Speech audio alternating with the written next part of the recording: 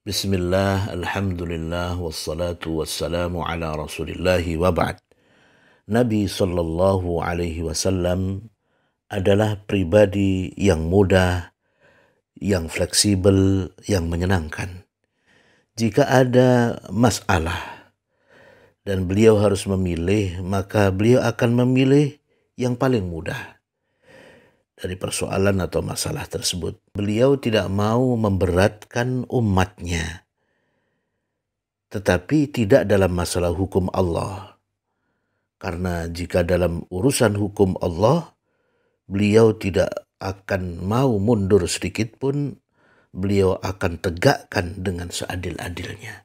Dari hadis Ibunda Aisyah radhiyallahu anha, Rasulullah sallallahu alaihi wasallam bersabda, "Ma khuyyira Rasulullah sallallahu alaihi wasallam baina amrayni ahaduhuma aysar min al-akhar illa ikhtara aysarahuma ma lam yakun ithman fa in kana ithman kana ab'adan nasi min wa man taqama Rasulullah sallallahu alaihi wasallam li nafsihi fi syai'in qat illa an tuntahaka hurmatullah fayantaqima biha lillah."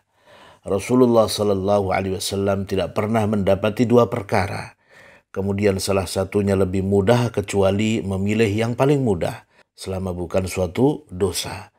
Tapi jika suatu dosa, maka beliau orang yang paling menjauh darinya.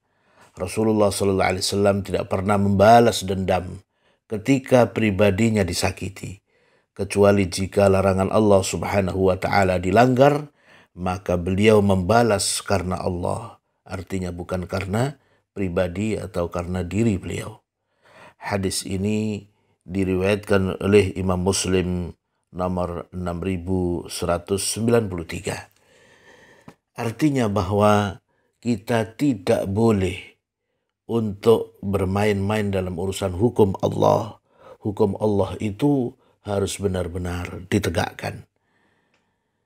Dari Ibunda Aisyah radhiyallahu anha, beliau juga menyatakan anna Quraisyan ahammahum sya'nul mar'ah al-makhzumiyah allati saraqat faqalu wa man yukallimu fiha Rasulullah sallallahu alaihi wasallam faqalu wa man yajtari'u alaihi illa Usamah ibnu Zaid hibbu Rasulillah sallallahu alaihi wasallam fakallamahu Usamah faqala Rasulullah sallallahu alaihi wasallam atashfa'u fi haddin min hududillah thumma qama fakhtataba thumma qala innama ahlaka alladhina qablakum annahum kanu idza saraqa fihim asy-syarif tarakuhu wa idza saraqa fihim ad-dha'if aqamu alaihi al-hadd wa aymullah law anna Fatimah bint Muhammadin saraqat laqata'tu yadaha.